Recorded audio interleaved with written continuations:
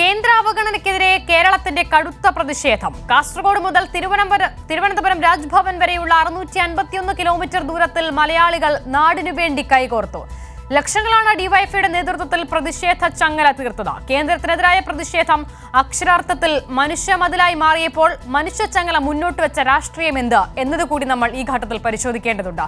നിർഭൻ ചക്രവർത്തി തയ്യാറാക്കിയ റിപ്പോർട്ട് കാണാം. കേരളത്തിന്റെ സമര ചരിത്രത്തിൽ ഒരു പുതുചരിത്രം എഴുതി ഡിവൈഎഫ്ഐയുടെ മനുഷ്യചങ്ങല അവസാനിക്കുമ്പോൾ കേരളത്തിന്റെ ജനകീയ പ്രസ്ഥാനത്തിൽ, യുവജന പ്രസ്ഥാനത്തിൽ ഏറ്റവും അനിഷേധ്യമായ പ്രസ്ഥാനമായി ഡിവൈഎഫ്ഐ അതിൻ്റെ കരുത്തു തെളിയിക്കുന്നു എന്ന് തന്നെ പറയേണ്ടി വരും. കാസർഗോഡ് റെയിൽവേ സ്റ്റേഷനിൽ നിന്ന് ആരംഭിച്ച് തിരുവനന്തപുരം രാജ്ഭവൻ വരെ മനുഷ്യക്കടലായി മാറി, മനുഷ്യക്കോട്ടയായി മാറി എന്ന് തന്നെ പറയേണ്ടി വരും. ആവാലവൃത്തം ജനങ്ങളും തെരുവിലേക്ക് ഇറങ്ങുന്ന കാഴ്ച. ഡിവൈഎഫ്ഐ ഉയർത്തിയ 3 മുദ്രാവാക്യങ്ങളും കേരളത്തിലെ ജനത ഏറ്റെടുത്തു എന്നതാണ് ഏറ്റവും പ്രധാനപ്പെട്ട കാര്യം. റെയിൽവേയിലൂടെ കേരളവുമായിട്ടുള്ള നിരന്തരമായ കേന്ദ്രത്തിൻ്റെ അവഗണന, സാമ്പത്തികമായി കേരളത്തെ വരിഞ്ഞു മുറുക്കാനുള്ള കേന്ദ്ര സർക്കാരിൻ്റെ നീക്കങ്ങൾ, ഒപ്പം തന്നെ നിയമന നിരോധനം ഇന്ത്യയിൽ നടപ്പിലാക്കിയ BJP സർക്കാർ. ഈ 3 ചോദ്യങ്ങൾ യുവത, ഇന്ത്യയുടെ യുവത, കേരളത്തിൻ്റെ യുവജന പ്രസ്ഥാനം, democratic youth federation of India ലോകത്തോട്, കേരളത്തോട് വിളിച്ചു പറയുകയായിരുന്നു എന്നതാണ്. അത് കേരളത്തിൻ്റെ ജനസാമാന്യം മുഴുവൻ ഏറ്റെടുത്തു. രാഷ്ട്രീയത്തിന് അതീതമായി, രാഷ്ട്രീയത്തിന് ഭിന്നമായി ചിന്തിക്കുന്നവർ പോലും തെരുവിൽ ഡിവൈഎഫ്ഐക്കൊപ്പം കൈകോർത്തു എന്നതാണ് ഏറ്റവും പ്രധാനപ്പെട്ട കാര്യം. തിരുവനന്തപുരത്ത് ഞാൻ നേരത്തെ സൂചിപ്പിച്ചതുപോലെ നേരത്തെ കാസർഗോഡ് ഡിവൈഎഫ്ഐയുടെ അഖിലേന്ത്യാ അധ്യക്ഷൻ, നിലവിലെ അധ്യക്ഷൻ AA റഹീമാണ് ആദ്യ കണ്ണിയായി കാസർഗോഡ് റെയിൽവേ സ്റ്റേഷന് മുന്നിൽ ആദ്യ കണ്ണിയായതെങ്കിൽ രാജ്ഭവനിൽ മുന്നിൽ ഡിവൈഎഫ്ഐയുടെ പ്രഥമ അധ്യക്ഷൻ EP ജയരാജനാണ് അവസാന കണ്ണിയായി മാറിയത്. അങ്ങനെ സമരചരിത്രത്തിൽ പുതുചരിത്രമായി ഡിവൈഎഫ്ഐയുടെ മനുഷ്യചങ്ങല മാറി എന്ന് തന്നെ പറയേണ്ടി വരും. ആ പൊതുസമ്മേളനത്തിൽ MV ഗോവിന്ദൻ മാസ്റ്റർ, CPMന്റെ സംസ്ഥാന സെക്രട്ടറി MV ഗോവിന്ദൻ മാസ്റ്റർ ഉന്നയിച്ച ഏറ്റവും വലിയ രാഷ്ട്രീയമായ ചോദ്യവുമുണ്ട്.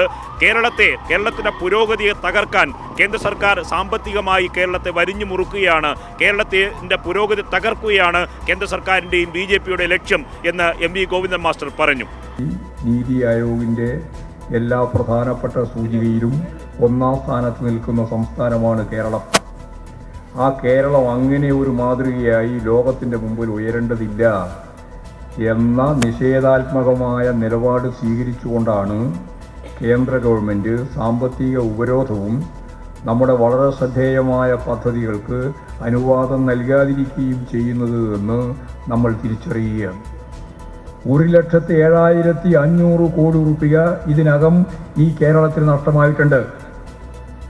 1,07,500 കോടി രൂപയുടെ നഷ്ടം ഈ കേരളത്തിലെ ഗവൺമെൻറ്റിന് കഴിഞ്ഞ 7.5 കൊല്ലക്കാലം കൊണ്ട് ഉണ്ടായിരിക്കുന്നു എന്ന് പറഞ്ഞാൽ നമ്മൾ പ്ലാൻ ചെയ്ത് മുമ്പോട്ടേക്ക് വെച്ച മുഴുവൻ കാര്യങ്ങളും നടപ്പിലാക്കാനുള്ള നല്ല നിശ്ചയദാർഢ്യത്തോടുകൂടി മുമ്പോട്ടേക്ക് പോകാനുള്ള ശേഷി ഈ കേരളത്തിലുണ്ടായിരുന്നു. പക്ഷേ അതിനെ തകർക്കുന്ന സമീപനമാണ് കേന്ദ്ര ഗവൺമെൻറ് ഒരുതരം സാമ്പത്തിക ഉപരോധം പോലെ ഇപ്പോൾ നിർവഹിച്ചുകൊണ്ടിരിക്കുന്നത് എന്നാണ് ഡിവൈഎഫ്ഐയും അതുപോലെ ഇടതുപക്ഷ പ്രസ്ഥാനങ്ങളും സാധാരണ ജനങ്ങളും എല്ലാം കേന്ദ്രത്തെ നോക്കിയിട്ട് ഇപ്പോൾ പറഞ്ഞുകൊണ്ടിരിക്കുന്നത്.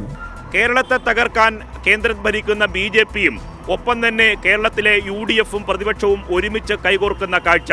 രാജ്ഭവനിൽ ഇരുന്നു കൊണ്ട് ഗവർണർ ആരിഫ് മുഹമ്മദ് ഖാൻ ഇതിനെല്ലാം കേന്ദ്രമായി പ്രവർത്തിക്കുകയും ചെയ്യുന്നു.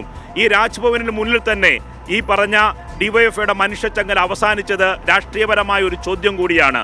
കേരളത്തിൽ ഈ സമരചരിത്രം എഴുതാൻ ഡിവൈഎഫ്ഐക്കും ഇടതുപക്ഷ പ്രസ്ഥാനങ്ങൾക്ക് മാത്രമേ കഴിയൂ എന്ന് ഒരിക്കൽ കൂടി തെളിയിച്ചു. മറ്റൊരു കാര്യം, രാജ്യത്തെ സമരശക്തിയായി കേരളത്തിലെ ഇടതു പ്രസ്ഥാനങ്ങൾ ചോദിക്കുന്ന ചോദ്യമുണ്ട്. ഇനി അടുത്ത മാസം ഫെബ്രുവരി 8-ന് മുഖ്യമന്ത്രിയും മന്ത്രിമാരും ദില്ലിയിലെത്തി ചോദിക്കുന്ന ചോദ്യം തന്നെയാണ് ഇന്ന് ഡിവൈഎഫ്ഐയും തെരുവിൽ ചോദിച്ചത്. അത് കേരളത്തെ എന്തുകൊണ്ടാണ് ഇങ്ങനെ വരിഞ്ഞു മുറുക്കി കൊല്ലാൻ കേന്ദ്ര സർക്കാർ ശ്രമിക്കുന്നത്? അതിന് കാരണം ഒന്നേ ഉള്ളൂ, കേരളം ഉയർത്തുന്ന രാഷ്ട്രീയമാണ്.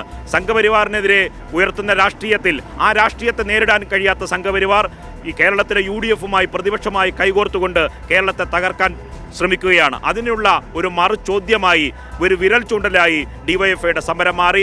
ഡിവൈഎഫ്ഐയുടെ സമരത്തിൽ 20 ലക്ഷത്തോളം വരുന്ന ജനങ്ങളാണ് പങ്കെടുത്തത്.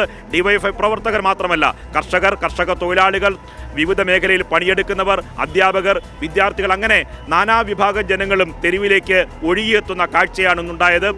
ഞാൻ നേരത്തെ സൂചിപ്പിച്ചതുപോലെ ഡിവൈഎഫ്ഐയുടെ സമരചരിത്രത്തിലെ പുതു അധ്യായമാണ്. 1987 ആദ്യ മനുഷ്യച്ചങ്ങലയിൽ നിന്ന് ഒരുപാട് ഡിവൈഎഫ്ഐ മുന്നോട്ട് പോയി. കൂടുതൽ ജനപിന്തുണയുള്ള ഒരു സമരമായി ഡിവൈഎഫ്ഐയുടെ മനുഷ്യച്ചങ്ങല മനുഷ്യക്കോട്ടയായി മാറി എന്ന് തന്നെ പറയേണ്ടി വരും. അസിത പറഞ്ഞതുപോലെ 20 ലക്ഷത്തിലധികം മനുഷ്യർ ഒരേ വികാരത്തോടെ ഒരേ ശബ്ദത്തോടെ അണിചേർന്നപ്പോൾ അത് പുതിയ ചരിത്രം അക്ഷരാർത്ഥത്തിൽ തീർക്കുന്ന കാഴ്ചയാണ് നമ്മൾ ഡിവൈഎഫ്ഐയുടെ മനുഷ്യച്ചങ്ങലയിൽ കണ്ടത്.